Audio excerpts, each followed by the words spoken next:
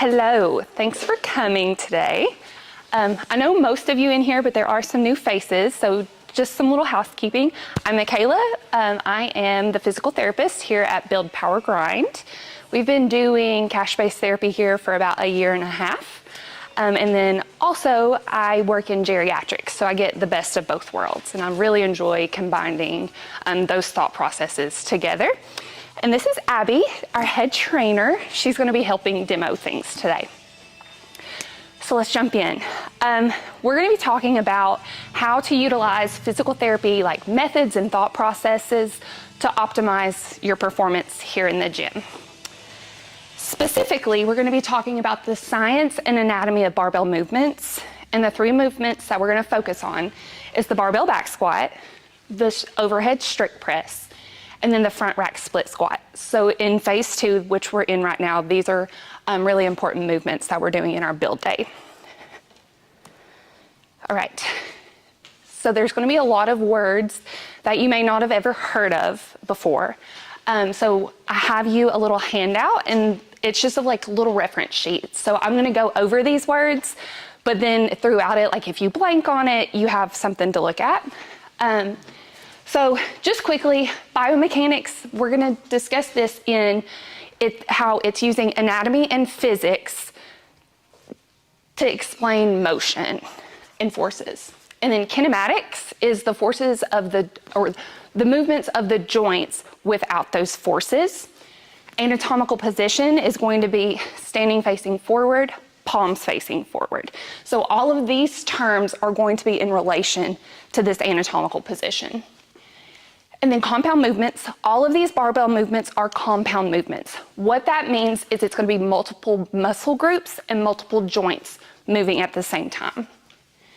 And then a concentric muscle action is the muscle is shortening under tension. An eccentric muscle contraction is it's lengthening under tension. Ground reaction force is just a fancy physics word, but basically that is the force that the floor is acting on your body. And I'll explain more on that later. And then flexion and extension. So flexion simply is saying you're bringing a body towards midline, apart towards midline, and you're reducing the angle. Extension is you're increasing the angle and you're taking it away. Internal and external rotation. Internal rotation, you're coming towards midline. External rotation, you're rotating away from midline. Plantar flexion and dorsiflexion is talking about the foot. So plantar flexion, the action is going towards the ground. Dorsiflexion, it's coming up. And then adduction and abduction. Adduction, you're coming towards midline. Abduction, you're going away. So we'll talk about those throughout some of the different joint angles of the movements. All right, disclaimer. We're going to be going through a lot of things today. You're going to be looking at impairments and restricted movements. What I want you to remember is anatomy varies. Just because you might have one of these restrictions, it doesn't necessarily mean that you're injured. You have an increased risk of injury or an impairment. It's just a piece of the puzzle, okay? And these screens that we're gonna do are only pieces of the assessment. It's not looking at the whole picture and the why that you have these restrictions. All right, let's jump into it. So the first one, the barbell back squat. This is the one that we're gonna spend the most time on. The barbell back squat is a compound lower extremity movement. It's primarily targeting your glutes and your quads, but your hamstrings and your core are definitely supporting that movement. And for simplification here, we're going to discuss a normal back squat position as being 5 to 8 degrees of toe out and then squatting to parallel. Once we start squatting below parallel, the mechanics change just a little bit. So just to simplify it, we're discussing it in relation to parallel. Okay, so eccentric and concentric. Each portion of these movements has an eccentric component and a concentric component. So I told you eccentric, it's lengthening under tension. So the eccentric portion of a barbell back squat is starting at the top and going down to the bottom. Okay, So during this, I'm gonna have Abby come up. During this, the action that's happening is going to be hip flexion, knee flexion, and ankle dorsiflexion, okay? And then as you're coming up, you're having ankle plantar flexion, knee extension, and hip extension. So those are the primary joint movements of a back squat. Now, it's not as simple as that. So we're gonna start at the top and go down. Looking at your trunk, your spine is going to maintain neutral position. You might have a slight lumbar flexion, but it's small, okay? You don't want an increased flexion there because that's torque on your spine and increased risk of injury. Now, your hip, your femur is performing flexion, but the important part is you're starting in an slightly externally rotated position, and then as you're going down into the squat, your femurs have to internally rotate in the acetabulum to maintain that stable hip position. Now, your pelvis. Primarily, your pelvis is going to remain in neutral. So your hips are flexing, your spine's neutral, and your pelvis is neutral. When you get below like 120 degrees of hip flexion, you might start to have some pelvis, posterior pelvic tilt, okay? Now, a little bit is okay. When we start getting excessive, that's when we start having impairments. Okay, good. So moving on to your knee. So we talked about at your hip what your femur is doing. Your femur goes all the way to your knee. And so at your knee joint, you have your femur and your tibia. So as your femur is internally rotating, as you're going down, your tibia, so your shin bone, is also internally rotating to maintain that knee contact, okay? But it's also slightly laterally tilting. So as you go down, it kind of moves out just a little bit, okay? So that bone goes all the way down to your ankle. So at your ankle, your tibia is moving anteriorly slightly, and it's also internally rotating on the talus. And the talus is that top bone in your ankle foot joint, okay? All right, are you following me? It's a lot of anatomy there. Okay, so this is the fancy physics term I talked about. We have to discuss this here because it's super important in a back squat. So ground reaction force. It's the force that the ground is exerting on your body, okay? It's based off of Newton's laws. It's equal in magnitude and opposite in direction of the force that you're acting on the floor. So what that means is your weight and the weight of the barbell, okay? So then what it means on your body is you have these force vectors, these lines of movement. So this blue one is the ground reaction force. And as you see here, this is your typical squat positioning. This ground reaction force is passing in front of your hip. Okay, so it's anterior to your hip. It's behind your knee, so it's posterior to your knee joint. And it's slightly anterior to your ankle. Okay, so that's gonna cause is hip flexion, because that's the direction your hips bend. Knee flexion, because that's the direction your knees bend. And then ankle dorsiflexion, okay?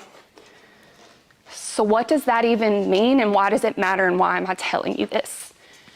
Because when you initiate a barbell back squat, the ground reaction force is going to cause those joints to perform those movements.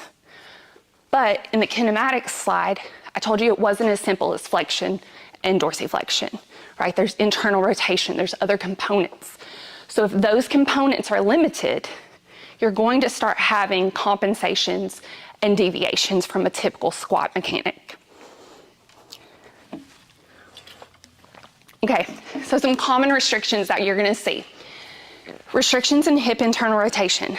That hip internal rotation, like I told you, is maintaining the femur's contact in the pelvis. And you need about 35 to 45 degrees of hip internal rotation to have an adequate squat. And then ankle dorsiflexion. In a weight-bearing position, to get to that squat position, you need about 15 to 20 degrees of ankle dorsiflexion. And this is allowing that tibia to move forward. And if you lack that, there's going to be a couple compensations that you see, but primarily you're going to have increased hip flexion to get down into that squat position. So in the gym, what does that look like? You're going to not squat as far. You're going to have a reduced squat depth. And then you might have a hip shift. So when you're doing that, you're shifting away from the restricted side. Then knee valgus. So that is knees caving in when you come down. Now, that's very interesting because this is a restriction and an impairment. However, in a typical squat, I told you, you're having that hip internal rotation and tibial internal rotation. So naturally, you're going to have a little bit of a knee valgus moment, okay? And women have a greater Q angle, so our hips to knee ratio, that angle is going to increase that knee valgus.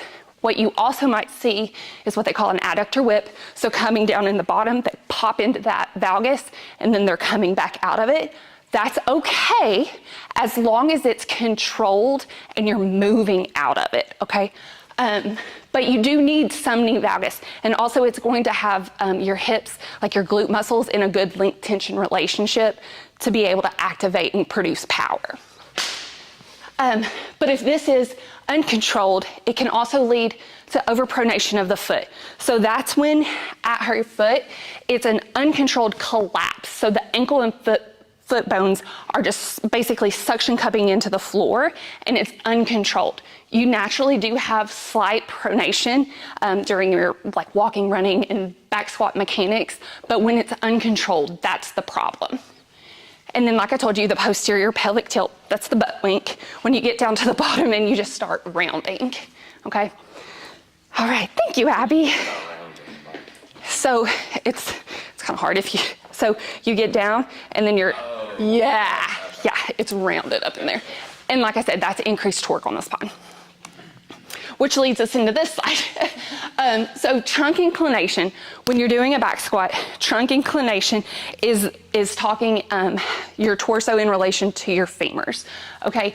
Trunk inclination isn't necessarily a bad thing, but what you have to be aware of is as you increase trunk inclination, you're increasing the torque on your low back, on your lumbar spine, because you're gonna get there one of two ways. So the first way, you're maintaining that neutral spine and you're just having more hip flexion. That's more tolerable because you're bracing the spine and you have less of a torque and compressive loads there. But the other way you're gonna get there is that flexion. And when that happens, there's shearing forces. So if you're not aware of it, you can start having muscular or discal issues, okay? But like I said, just in general, it's not pathological, but it can lead to some dysfunction. Are we good? Okay, so we're gonna screen some stuff. We're specifically gonna screen hip internal rotation and then the the ankle dorsiflexion. So I'm just gonna read through these and then we're gonna take some time and we'll go over to the rig side and we're gonna practice them. So just a seated hip internal rotation range of motion. We're gonna go and we're gonna sit on the boxes. Our knees, I'll actually have Abby demonstrate here. So our knees are gonna be bent at 90 degrees and our hips are gonna be at 90 degrees. You're going to place a block in between your knees, which I didn't grab you with. And then your thigh is gonna remain still. That's super important. I don't want you like trying to move it around. It needs to remain still.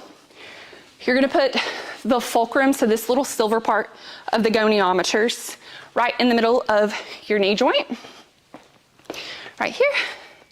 The stationary arm is going to remain pointing to the floor, and then she's going to move, as she moves her foot out, that's creating the hip internal rotation, and what we're looking for is about 35 to 45 degrees, okay? So just what we need for this squat. Then we're gonna do the 10 centimeter knee bend test. So at the rig, there's these little yellow lines and they're at 10 centimeters. What you'll do is you're going to put your toe against that line, and you're just trying to take your knee and touch the rig. Okay, what I don't want is your heel lifting and your foot collapsing in. You'll probably want to take your shoes off for this one to get an accurate measure. And really what we're looking for is it full or is it limited? Can you get to that rig without raising your heel? There's tape measures up here if you really want to know like how far away you can get, but 10 to 12 is what we want. All right, so we're gonna put 5 minutes on the clock and we're gonna go through it, and I'll be walking around to help, so we'll just need to partner up.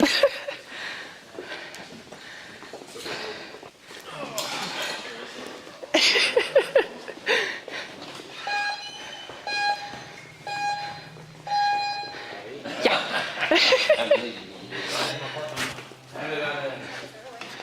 All right, so the instructions are up on this TV too. But like I said, I'm here. Goniometer. That's close. So you can do this actively and passively. So when you're doing it actively,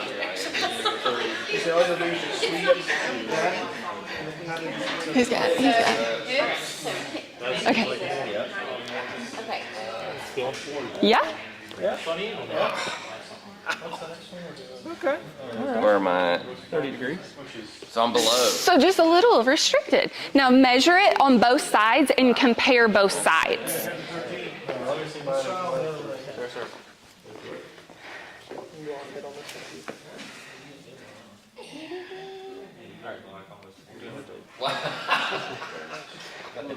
I know. Your turn. What'd you get on that side? 30 on that one. Okay, so a little asymmetries. Yes. Okay. I think it moved. I can do it again. Okay, let's try it again. Okay. Uh-huh. So this is the stationary one. This is the moving one. Uh-huh. Okay, so you line it It's up. my first time using it. Okay, now go for it. Okay, so that's 10, 20, 30, about right at 35. Okay. Yeah. Awesome. Sorry. So like I said, you can do this actively, so like pulling your muscle out or using your muscle to pull your leg out, but then also you can take them through it passively, and the person measuring with the goniometer moves the foot. You're all right there, man. Yeah. It's all that high. What was his? 40 and 45. Okay. Good. Yes. You're reading this part, right? You can read there. Really, so I start up here and I'm looking at 180, and then it's just like taking the lines. There's like different lines. Like you can look up at this one, but it's basically just trying to find a set of numbers that you're looking at and then just counting the lines. Got it. Yeah. So I would take your shoes off, and you're going to start in standing.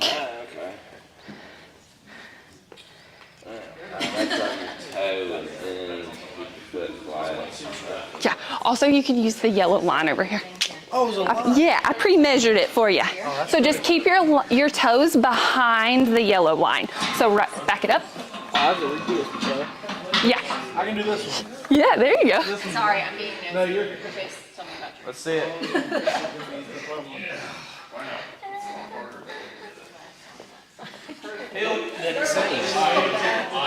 Abby had me do this a few months back. I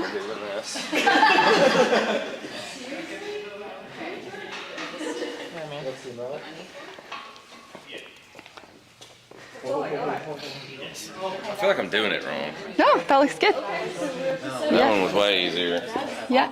Scoot it back just a little bit more. Okay, right there.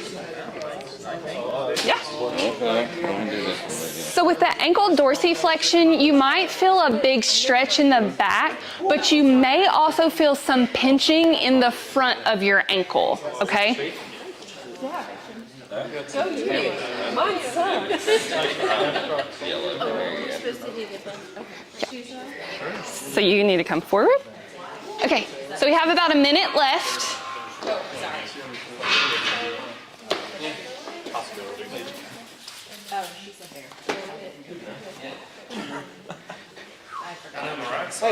Way better. Stronger than my left when I do those scans, but yet I guess my external Yeah. my body is just not one of those that cooperates. I was kind of surprised they might actually would go that way. Yeah. Got good internal rotation. How are your ankles? Good. Good. Feeling good? Yeah. Got it? Some external rotation. I guess some internal and external rotation. Oh gosh. Well, they go hand in hand. You have to have both.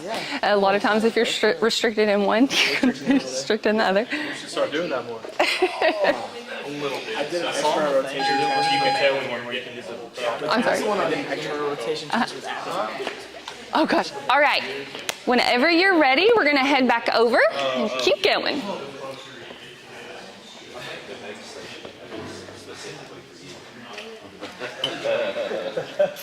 Oh boy. Not great.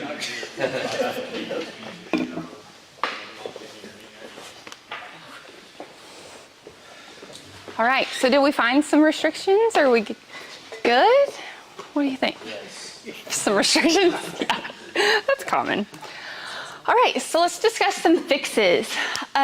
These are, I'm calling them fixes, but they're just tools, okay? It's not looking at the whole picture, like I said, not why you're restricted, but just in general, these are beneficial to help. You can just work on them outside of the gym. You can also work on them like as your warm up for your build days, okay?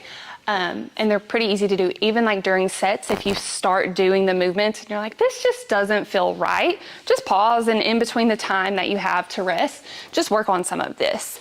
So the first one is just an internal rotation stretch. You're gonna lay flat on your back with your knees bent and your feet flat on the floor. You're gonna start by pulling your feet apart from each other and then dropping one knee in. So this one would be the one that's getting the internal rotation here.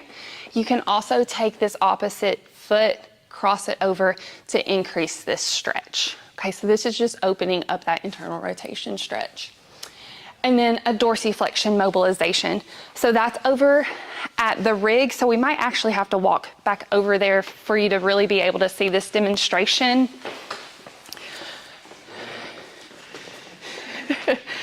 But what you want to do is, again, you're going to be barefoot on this one.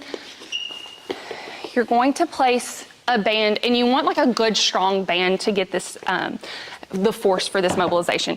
You're going to be in half kneeling, and you want this band at the bottom of your ankle, like right around those ankle bones.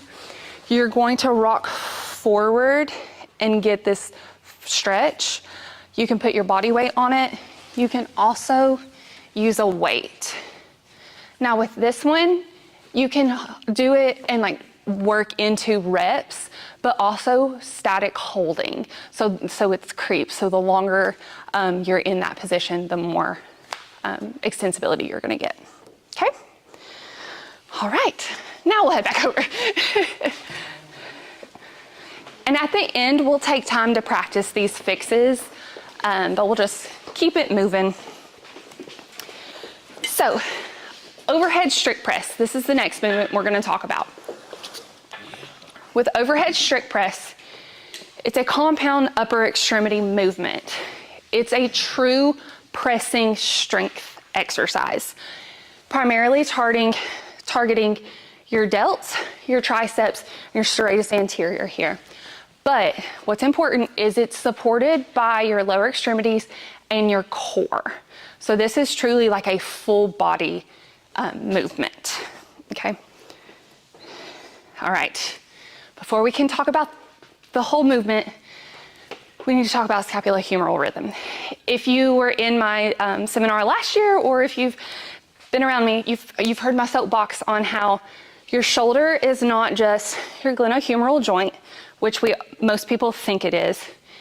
There's multiple joints that comprise the shoulder girdle, and they all have to be moving to have an effective shoulder movement, okay?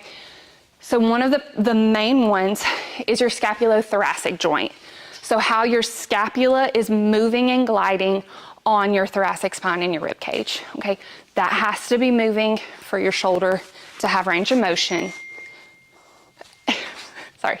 And then, so when we're talking about moving overhead, for every 2 degrees of humeral movement, so upper arm movement that you have, your scapula is going to move 1 degree as well, okay?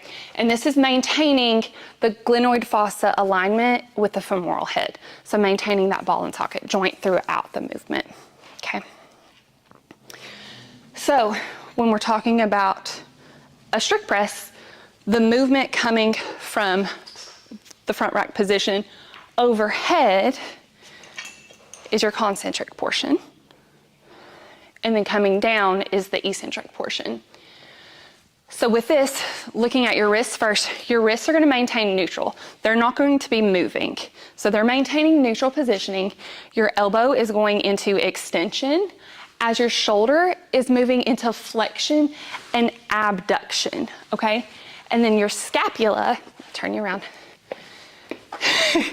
Your scapula is upwardly rotating and protracting, so moving forward on your rib cage to allow that upward movement. And then eccentrically, it's coming back down. Okay, so then everything goes in the opposite direction. Look at those back muscles. Absolutely. All right, so overhead press, the kinematics of this. So your cervical spine is going to be in neutral to slight protraction. So when you get overhead, your head might come forward a little bit. A little bit is okay. What we don't want is it coming forward a lot, okay? And you might see that. Your scapula, like I said, it's the driver of this movement. So it's what's initiating it. So upward rotation and protraction. Now your shoulder, your humerus is rolling upwards and gliding down, and it's spinning to allow that internal rotation, okay, to maintain that contact. Your elbow is primarily just the hinge, but it is impacted some by your shoulder positioning. And then your wrist is static, remaining neutral. Upper cross syndrome is something that we have to talk about when we're going overhead. In this day and age, a lot of people are working on a computer. They're spending a lot of time in a forward position because most of the time our world is in front of us. So with upper cross syndrome, the presentation here is tight upper traps and levator scaps. So you're sitting, you're resting higher, and tight pecs. So you're in this forward position. Your neck is forward because, and you have weakness in your neck flexors. And then those rhomboids and serratus, which is the primary muscle that I told you is acting in overhead press, are going to be inhibited and weak, okay? So this is the position you're going to be in at rest. And if you're here and then you come into the gym and you're trying to do an overhead press, you're not going to be able to because your mechanics are impaired at rest. So your mechanics are going to be impaired in the movement. So some common restrictions. T-spine mobility. When you are moving your arms, your T-spine is moving as well. When you move one arm, it performs a rotation component. And then when you're moving both arms together, it's locked out into extension. So you have to have thoracic extension for arm movements, okay? Muscle asymmetries, tightness in your lats and posterior shoulder will limit that movement. And then internal and external rotation limitations. Primarily, most people are going to present with internal rotation limitations. So what does that look like? When you're doing the overhead press, you'll see people arching their back or performing like a standing bench press. Yeah. So you're restricted here, and so you're starting to try to recruit the movement from lower in your spine. Okay, and then shoulder impingement. So pinchiness in your shoulder because you're not creating space with your kinematics, okay? So to screen this, the first one is an overhead reach. You're going to sit on the floor, and we'll do this back here at the wall. Oh my God. So it's really hard to do like self-screens on these movements, but these are good ways of doing it. So You're gonna start sitting with the PVC. You wanna keep your core brace and your ribs down and not arching your back to compensate for these movements. You're gonna raise this PVC over your head and you're trying to get your arms in line with your ears. Now, when you're screening this, if you have a wider grip and your palms facing forward, if you have restrictions with that, it's more indicative of like a posterior shoulder issue. But then if you have narrow grip and palms facing the wall, tightness there, that's gonna be more of your lats, restricting that movement, okay? Then we're gonna do a PVC internal and external rotation screen. This one's a little tricky, so we're gonna stand up on this one. You're going to prop your back against the wall. You're gonna wanna go that way. Okay, so upper back against the wall, feet out in front of you slightly. Okay, what's important here is you're bringing your shoulders and elbows up to 90 degrees. You're wanting to maintain contact with the back of your shoulder against the wall during this one. Okay, so the PVC is going to be in your hands. So external rotation, maintaining this contact, trying to bring it overhead. Oop. Yeah. And then internal rotation, bringing it back and trying to bring it towards your stomach. What you might see is you can go so far with one and then it's like stuck, but you can take the other further, okay?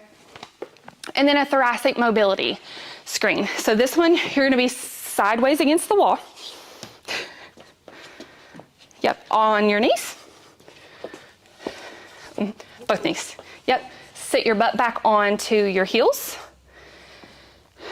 The arm that's pointing away from the wall is going to be across your low back. And this knee, or this arm, is going to be between your knees. What you're wanting is to try to open up and get this shoulder towards the wall. And I want you to imagine there's a line going across your chest and up, and you want that at about like a 45 to 50 degree angle, okay? So again, are you restricted or are you not? This isn't a full assessment, okay? All right, so we'll go back here to the back, and there's some PVCs and we'll just practice these.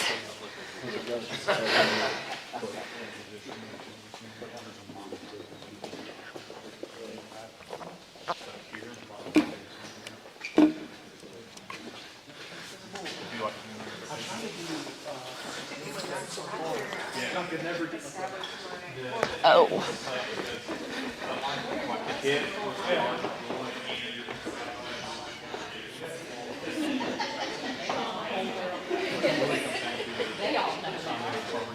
Here's another one too. I can help you with that. Like it's 90 degrees. 90 degrees. Yeah.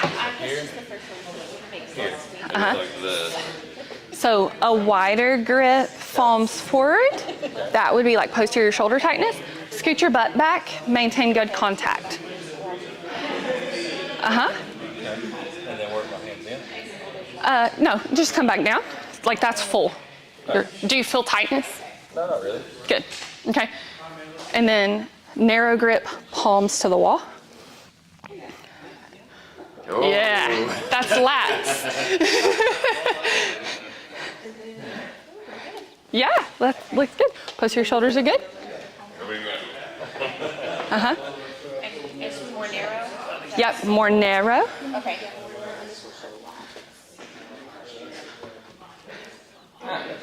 Yeah.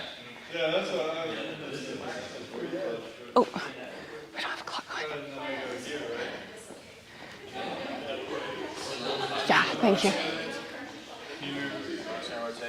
So on that one, you want to do it standing. Oh. Yeah. The reach is sitting. That seemed kind of hard. Yeah. So with this one, just make sure you're keeping the back of your shoulders in contact on both of those. So external rotation, rotating up. 90-90, good. So forearm length is a place here. That's a lot of stress. So internal back down to your stomach. So here, your elbows are dropping. So bring them back up. Yeah, that's restricted there, right? So come back I can up. feel that. Yep. Come back up to here. Okay. Now hold there. Bring it back down. Don't let it drop. Don't let it drop. Don't let it. There you go. Okay. Good. That's good. You can do it. I still feel some tightness like in the traps and Yeah. everything. Yeah.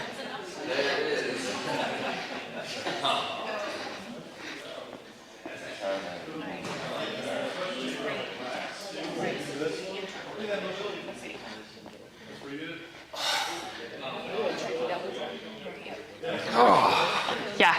So come back down. Hold those ribs down while you go up. Take it back overhead. Take it back over. And keep those ribs down. So you're restricted because you're automatically trying to pull up there. So just a little restriction. Just a little.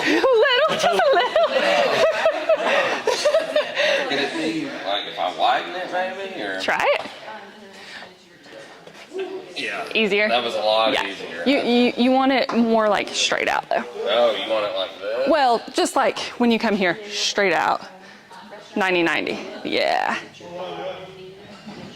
Oh, that was better. Okay. Okay. My left is a little bit, like I gotta force it. Yeah. This arm goes behind your back. I didn't have to work this.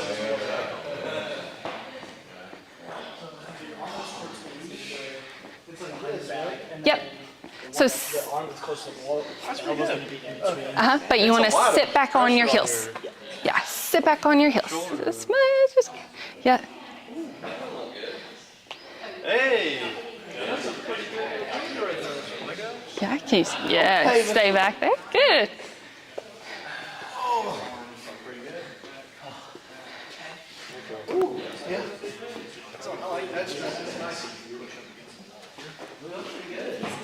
Something's moving well. Yeah. So you're using the wall to block that lateral shift and trying to rotate through your pelvis. To kick you.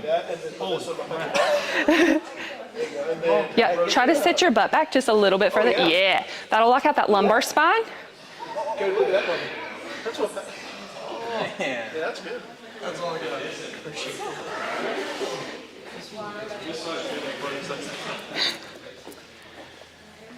Maybe this is.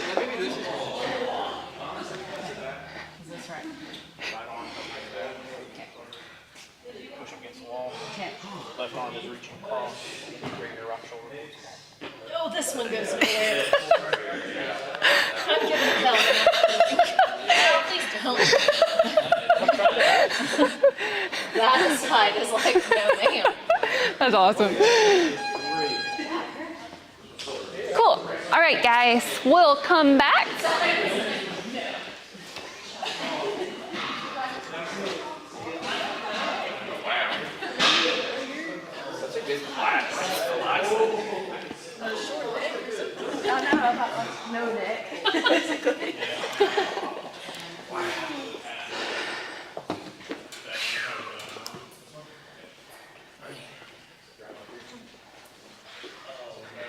I think they're wrapping up, so we'll give them just a couple more minutes there.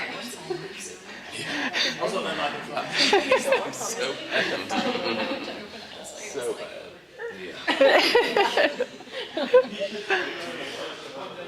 My forearm. Yeah.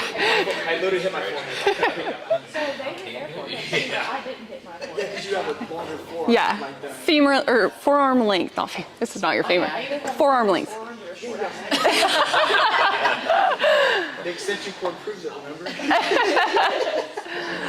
All right. So moving on to some fixes. Again, just tools, not true fixes. The first one is a T-spine foam roll extension. So using the foam roll, you're going to lay on your back. I want this foam roller right at the base of your scapulas here, okay? So when you lay back, you're gonna position it there. You're gonna keep your knees bent and your feet flat on the floor. What I want you to remember is keeping your core engaged here, okay?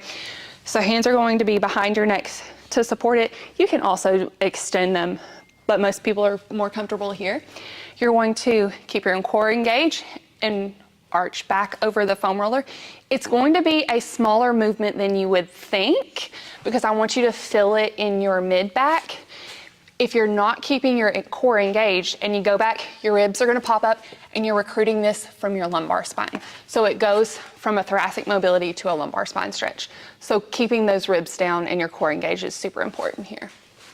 Okay, and then the prayer stretch. So this will be more for your lats. You're going to kneel in front of a bench or the boxes. You're gonna put your arms and forearms in front of you. You're gonna drop your chest between your shoulders. So you can keep your arms extended here, and then to increase it would be to bring it back and just really relaxing and letting that chest drop. Okay, and then prone thread the needle. So we do this one in class a lot. It feels good. So one arm reaches up, laying on your stomach. Oh, prone. Prone. I'm sorry. Yep, reaching across, trying to work that armpit towards the ground, getting a good stretch behind in that posterior shoulder. Again, holding it for 20 to 30 seconds and just taking what you need with it. All right, let's move on to the last one. Everyone's favorite, this phase, the front rack split squat, okay? So it's a compound lower extremity movement, but there's a ton of upper body stabilization. Where you're in this front rack position, your trunk is staying upright, so that makes it a primarily quad exercise, but your glutes are still being strengthened, and it's supported again by your core and your hamstrings. A lot of these mechanics is going to be similar to the regular back squat, okay? But this is the weird guy here. So your front rack position. When you go into a front rack position, your thoracic spine is going to be in extension. Your scapulas are going to be elevated and protracted, elevated and forward here. Your shoulder is going to be in flexion and external rotation to be able to get there.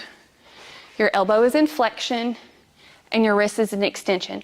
What I want to highlight here is while your wrists are in extension, it shouldn't be loaded.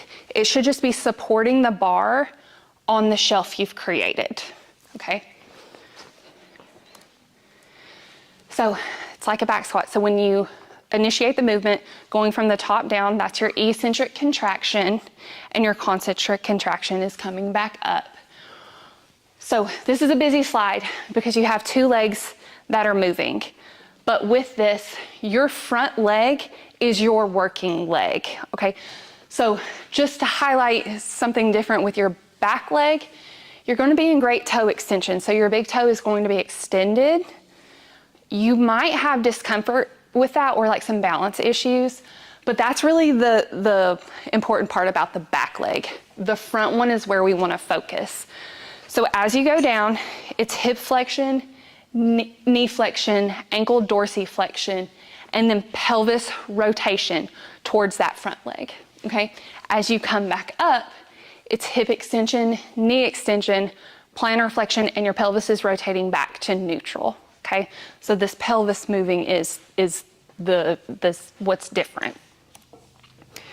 Okay, kinematically, your trunk, like a back squat, staying in neutral, slight lumbar flexion, okay? Your hip, flexion, internal rotation, maintaining that hip contact. Pelvis, like I told you, rotating towards that front leg. Your knee, internal rotation, and it's going to be a less lateral tilt than a regular back squat. And then ankle internal rotation and forward movement. Common restrictions with this one, that wrist tightness in the front rack position, okay? You need about 60 to 75 degrees of wrist extension. Glute med and min weakness. So that's your lateral hip stabilizers. They do abduction, pelvic stability. If these are weak, when you go down into that split squat, you're gonna see that knee caving in, okay? And then hip flexor and quad tightness. This is talking about your back leg, okay? So your iliopsoas is that hip flexor complex, okay? If it's tight, when you start going down, you're gonna have pain there. And then your rectus femoris right here in your quad. It crosses your hip and your knee joint. So when you are in that upright position, it's fully extended here, fully on stretch at your hip, and the knee is bending, so it's fully at stretch on the other end too, okay? So you might have a big stretch or a pain in that front of your leg. All right, so again, like I told you, what it looks like, discomfort in the wrists, reduced depth. A lot of times people will need a pad or something under their knee to be able to go down because of that tightness. And then loss of balance. So the knee valgus, or they're just all over the place with this squat. You have to have that to be able to load the bar in a split squat. All right, talking about the balance component. These are just big words for the components of your balance, okay? So your ankles have mechanoreceptors. Basically, it's just information that your joints are telling your brain about your position in space, pressure, tension, all of that, okay? And that allows for proprioception, your body's awareness of where you are in space. In the gym, why this is important is when we start talking about shoes, okay? So when you are lifting, you want a more flat shoe because a flat shoe will give you greater ground feedback so your body knows where it is in space more. So you're gonna have increased stability. If you're trying to lift in like a runner like this, you're basically trying to perform that on a balance pad, right? And so it's automatically gonna be more difficult and you're not gonna be able to progress your weights. All right, so to screen it, we're gonna screen your wrist extension. So you're gonna place your palms together in front of your chest. You're gonna lift your elbows to get that extension. You're gonna keep your fingers pointing up. And while you're here, you wanna hold it for about 30 seconds.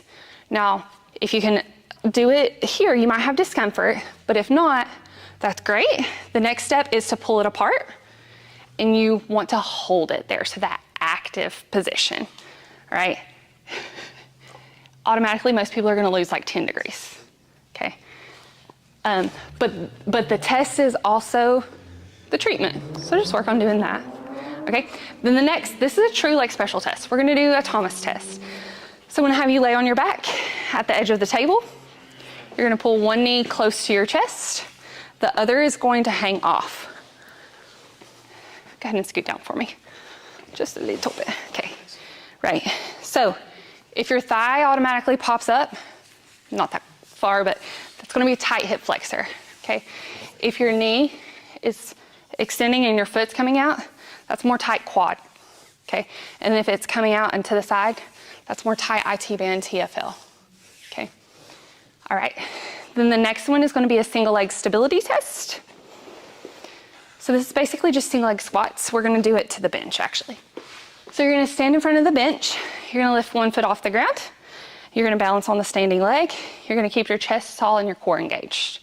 You're gonna slowly squat down on one leg. And what I'm looking for is keeping your knee tracking directly over your toes, not letting it cave in. So you're looking for quality of movement here, okay? 5 to 10 reps. You'll probably get, as you get tired and fatigued with it, more unstable. Okay, yeah. So on these, we can practice them all right here. We won't take the full 5 minutes, but just a few minutes here. You can come up and we'll practice the Thomas test, but really just looking at quality of movements. All right. Okay. This is probably more My one's the cave in. Like here. Now I have to take it apart. Here for a while. Yeah, thank you. I feel like we'll be off. Yeah. This hurts. It's a long way down. You can do it to the boxes too if you need to. It keeps stinging. Yeah, it's really just Oh, that's funny. It's a long way down. That's because I did these like not an hour ago. Yeah. A little bit. My knees go every time. Well, not these specifically, but No, I'm not. My stiffness is here, so mine's more I have to joint. like focus. Yeah, it's like, I want to go out. Can't even do it on my foot. You shouldn't feel the stretch. I have to keep so hard to stay. Pushing too hard. The stretch is, My ankle just. oh, it's when I let go. That's what it yeah, is. so you're pulling, you're just pulling Yeah. it from, which is How not a big bad your thing. tongue is too. Oh yeah, come on up. I find this really interesting. Yeah, good. All right, so you're gonna lay back and pull one knee up to your chest. Okay. Uh-huh. Okay, scoot down for me. Okay, now lean back. Okay, relax this. Yeah, see how your knee is pulling out? A little quad tightness. Okay. Yeah, that's good. You wanna try the other side? Scoot out just a little bit further for me. Right at the edge. Now lay back, bring this. Yeah. Do you feel a stretch when I do that? Yeah. So just a little tightness. Okay. There. Yeah? I was shaking like a leaf on the same leg. This takes me back to pistols and I'm not right where you're at right now. Don't switch though. Oh, okay. You do multiple reps on that. Oh, okay. Wow. Dude. Oh. Wow. It hurts so good. Yes. Oh, that feels so good. How many reps?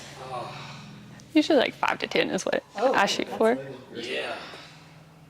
That is money in the bank. No. Yeah, that was not happening, unfortunately. I need more of an AC joint. Yeah, absolutely. Don't forget to come up and do a Thomas test if you want. If you want to practice it. I'll get the instructions back up. Yeah, you're gonna like this. Yeah, so you want to make sure you're at the edge of the table. Is that good? Or Scoot forward. Scoot forward. Forward. Yeah. Provide a little bit of pressure. Yeah, that looks good. Not bad. Okay. Now do both sides.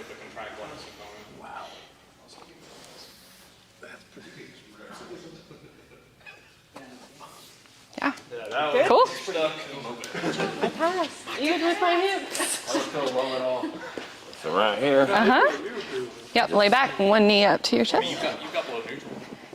Just go ahead and scoot out for me just a little further. Work this way. Scoot down just a little further.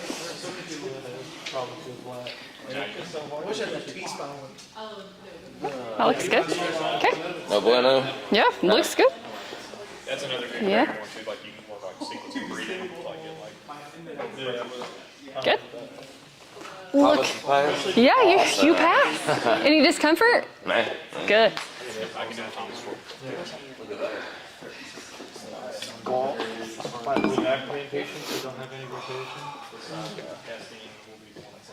Because you can take the lumbar out. I work with so many shoulders and rotator that poor lady, like we tore a rotator. She couldn't. She came in that day. And she just casually said, she was like, yeah, I just like pulled on a locked door and I fell to the ground because it hurt so bad. I'm excited for these bench skills, so I think I know what it is. Yeah. I saw. It's like, you can do it like with the Swift machine, but you get the band and you put it in your ankle and you attach it to the thing, so then you're just doing single leg. I've been front to one of those. What you're looking for is. Oh yeah. Time to start. No, We're on that summer grind. I'd rather just back squat. Yeah. Front squat. Okay. Okay. Think about the You game. don't have to go back. It's just like you have to give up the ghost. Think about doing it again. I have to buy a belt. I learned like myself. Nick's gonna be doing a good stretch on his couch.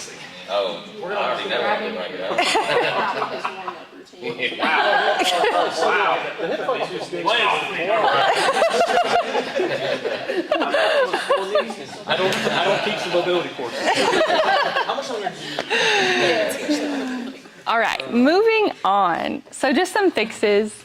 Like I said, the prayer hands test is going to also be your treatment. So just working on that mobility and holding, but also your quadruped wrist stretches. We do these in class a lot. So changing directions, getting good stretches all around those forearms, palms up, palms down, forward, backwards. And then your forward lunge and quad stretch. So yes, so you can go into that forward lunge, really pushing that hip forward. Progressing that would be grabbing your quad. That's getting all the joints there. But this is very intense. So most people would do like the forward lunge and then a prone quad stretch, okay? And then banded split squats. So strengthening that lateral hip. The mini bands are back there, but basically putting the mini band just above your knees, pushing that front knee out, stabilizing, going down into your split squats, okay? That's a really good primer. So like when you're warming up to do the front rack split squats, doing that, getting those muscles ready to go, okay? All right. So if you found restrictions or you're having difficulties in the gym, what's the next steps, okay? There's a couple different paths. Personal training would be the one step you could take. Basically, if you're having like form breakdown, you're just having weakness and like trouble with the movements, you want more one-on-one guidance to make sure your form and everything is correct. And then if you've graduated therapy, so you are moving out of that rehab stage and you're wanting to get back into class, but you just want some extra help, okay?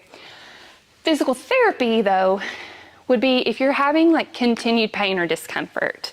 So pain, like I talk about all the time, is just your body's way of communicating that something's just wrong or something's not normal. Not necessarily a bad thing, it's just information. So if you have pain with these movements like once or twice, just randomly, it's not necessarily like, oh my gosh, I need to go to physical therapy.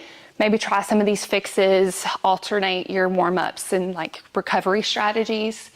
But if it's continuous, that's when you would start thinking of therapy. If you have a current or previous injury that's restricting these movements, even if it's a previous injury, like, and you've had therapy for it, there might be some like performance components that we can address. Unilateral limitations, that's more indicative of a therapy problem. We need to do an overall assessment of what your body's doing. And then unalterable limitations. It's like if you have that tightness and you can't reach depth and you've done all of the things, there might be like some joint limitations, like bony blocks and that kind of stuff that we need to assess and figure out what's actually happening. Okay. In therapy, what we can do. These are two tools that we use a lot. Dry needling and cupping. And we also just introduced our new dry needling and cupping only session. So once you get an evaluation, these are great tools to have in your pocket. Dry needling, obviously it has an analgesic effect. So pain reduction. But also I can use the needles and the E-stim and improve that neuromuscular control. Okay, we're making changes at your brain and spinal cord level and the communication with your muscles. And then also we can use it for recovery. So like if you're really sore and like want to just recover better, dry needling is a great tool for that with the E-stim. And then cupping, it's myofascial release. So with the cups on, it's that negative pressure. I'm manipulating the ground substance of your fascia layers, so the viscosity of that, improving the tissue elasticity, okay? There's podcasts out on these if you have more questions and want to know more details. But what I really wanted to tell you is we are offering those sessions now. All right, last thing here, how to set you up for success in the rest of the face, because we want you progressing your weights. So performance and recovery strategies. I talk about these all the time, especially lately. So being intentional with your nutrition. You need carbs and you need protein before you lift and after you lift, okay? Especially on those build days. You need your protein for the amino acids, and you need your carbs to restore those stores, your energy stores, okay? Rest, 7 to 9 hours of sleep. I know it's hard, but it's so, so important. And then obviously the active recovery. Everyone always talks about active recovery, but I want to emphasize true rest, okay? Not just sleep, but rest during your day. Taking time to put your phone down, to just calm your system. Keeping your world small. I talk about that with rehab all the time. You don't need to know everything that's happening in the world because that just keeps your system engaged and on heightened alertness, okay? It's okay to not care. Just put your phone down, be in the moment, and have some true rest. And then keeping it simple. We're in a consumer society. We want the next product, the next gadget, what's going to make us recover faster, what's going to make me perform better.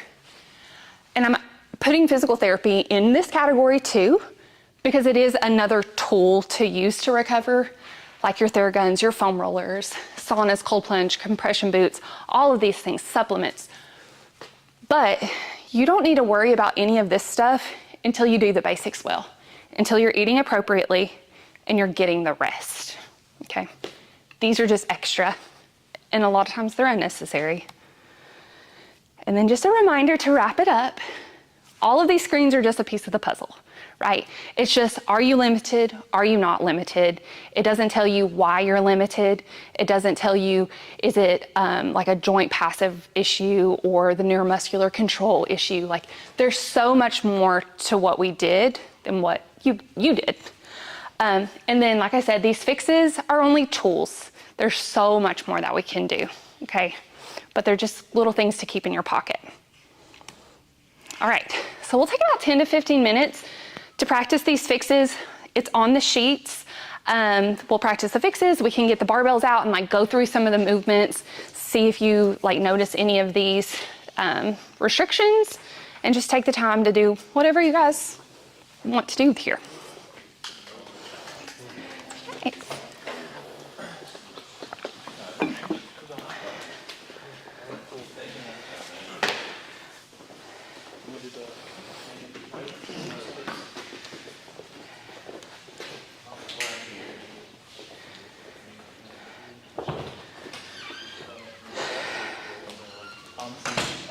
So it's really important to take your shoes off on these. That way you can actually get your band down low.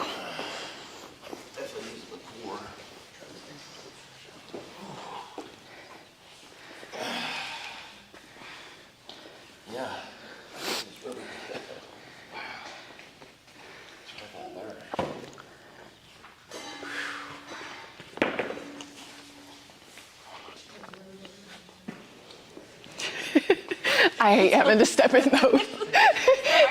It is. It's the worst time is when we're doing like monster walks or whatever, and like you're trying to like quickly get out of the band until you get on the next. Yes. Yeah.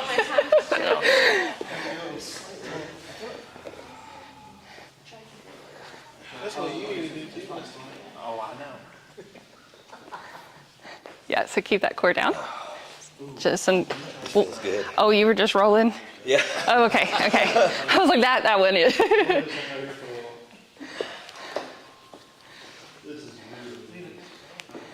love that one. I know, I do too. I'm gonna be honest, I think I could get just as much of a workout with the bands as I do the barbell. 100%. It's like burning.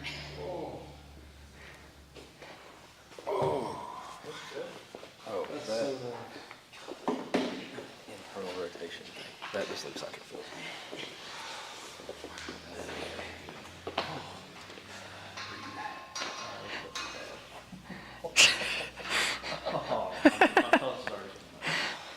Oh, my pelvis was way up. Everyone's favorite. I know. That's good. Is that right? Oh, Yeah, no. But you want to try to keep that back down. Yeah, mine's like a whole hanging and my leg keeps off the ground. I can't even get it flat.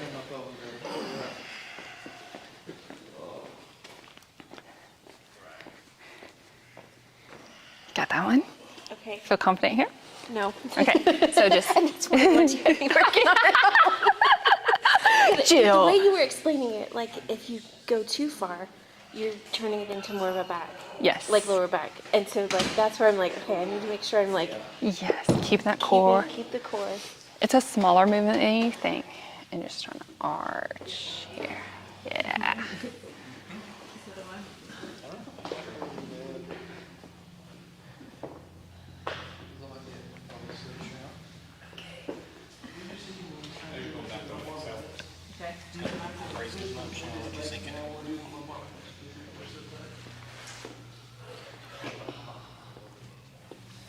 Cool. That gives me something to.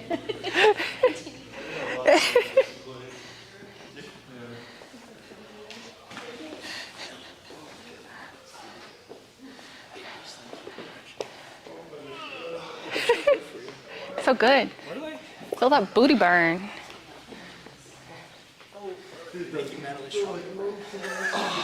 That's what I say about street press. No, it's like street press builds character. It really does.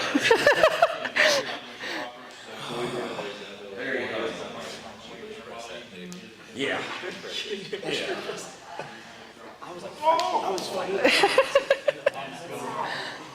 I didn't realize my cheek was on.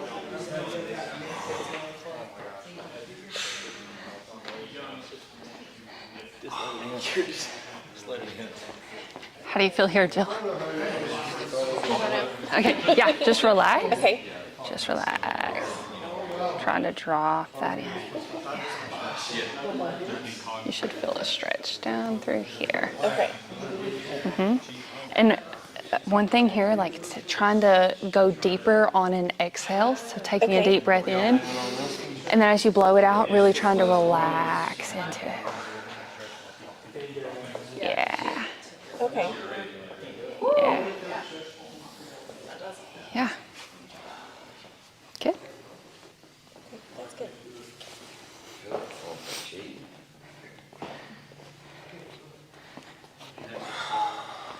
Get your toe out just a little bit more. Yeah. I feel like it's bringing me back up with the band. Like it's kind of cheap. Push out further. Push out harder. Push out harder. Yeah. So you don't necessarily want it like to track. You just need more tension. Yeah. More tension. Yeah. Like bring it back forward. Just like a heavier resistance. Yeah. Because you don't want your knee pushing out, but you should be engaging that Okay. lateral hip more. Okay. You should feel more of a burn there. Yeah. One thing too that I wanted to mention with the dorsiflexion, if you're restricted at your ankles with a squat, I told you we were going to talk about a 5 to 8 degree toe out, but you'll see people start toeing out more. And with this, it just reduces the need of dorsiflexion as much. So that's another compensation. I think those work better than the mobilization belt one. They actually usually really. I never liked the belts. I like the belts for a couple things like that stuff. Out of here and that one. Yeah. So you'll go put it right at the bottom of your scapulus, engaging your core, and you're relaxing your upper back down over the foam roll. But what you don't want, relax all the way forward, is you'll start to have a lift here. okay, Yeah, that's your lumbar. So bring it back in. Okay, now go over. Keep that core right about there. Yeah. Okay. Yeah. So you can hang out at the bottom of that as long as you need. Get a good stretch over, and then do reps. Need to get it farther back. I got to do the. That's as far as you can. Yeah. Not That's that. another one you can add in. Yeah.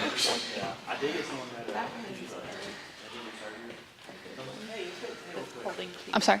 Holding. Oh yeah. Yeah. Cool. It don't take much to. We had one more lady, she was in there for work, had a crackle bear, and she retore it before she went on.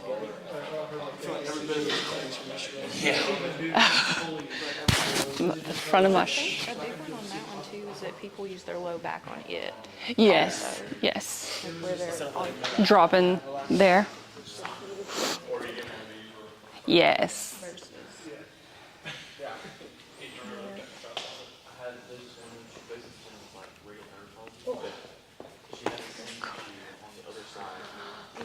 All right. I think we're all finished practicing. This one looks good.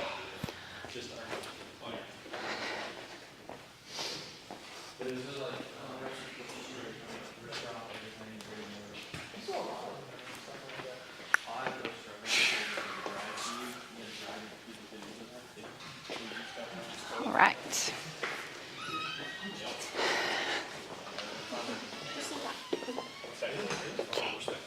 Do you guys have any questions on any of the stuff we've went over today?